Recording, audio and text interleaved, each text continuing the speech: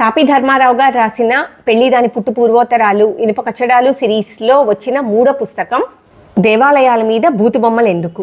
Indian, Egyptian, Roman, Babylonian లాంటి ancient civilisations flourish అయిన టైంలో కూడా అన్ని దేశాల మధ్య బాగా రాకపోకలు ఉండేవి. అందుకని పేర్లు వేరైన ఆచారాలు మాత్రం చాలా సిమిలర్గా ఉండేవి. ఫర్టిలిటీ, రీప్రొడక్షన్ అనేవి దైవకార్యంలా భావించే రోజుల్లో గుళ్ళు రీప్రొడక్టివ్ సెంటర్స్లా ఉండేవి. అందుకే అక్కడ మేల్ అండ్ ఫిమేల్ రీప్రొడక్టివ్ ఆర్గన్స్కి పూజలు జరిగేవి. ఇప్పటికి కూడా శివలింగాలకి ఆలంపూర్ జోగులాంబ గుళ్ళల్లో ఇటువంటి పూజలు ఇంకా జరుగుతున్నాయి. అందుకే మన గుళ్ళ మీద బూతు బొమ్మలు ఉంటే వెస్ట్లో చర్చెస్ మీద శిలాన గిక్స్ అనే బొమ్మలు కనిపిస్తాయి.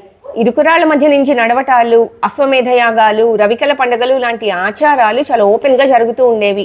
కానీ నాగరికత పెరుగుతున్న కొద్దీ మనుషులు ఈ ఆచారాల్ని అసహించుకోవడం మొదలుపెట్టారు. వాటి ఆల్టర్నేటివ్స్ వెతుక్కున్నారు. హోలీ పండగ, దేవుడికి తలనీలాలు ఇవ్వడం లాంటి ఆచారాలు ఇలాంటివే. అలాగే ఇప్పటికీ మనం వాడే పంచపాత్ర, ఉద్ధరిణి, కుందులు లాంటి పూజా సామాన్ అయినా, బూరెలు, గారెలు, చిమ్మిలి లాంటి వంటలు, మంగళసూత్రాలైనా ఇలా ఏది చూసినా సరే అన్నీ కూడా మేల్ అండ్ ఫీమేల్ ప్రైవేట్ పార్ట్స్ని పోలి ఉంటాయి అనేది రచయిత అభిప్రాయం.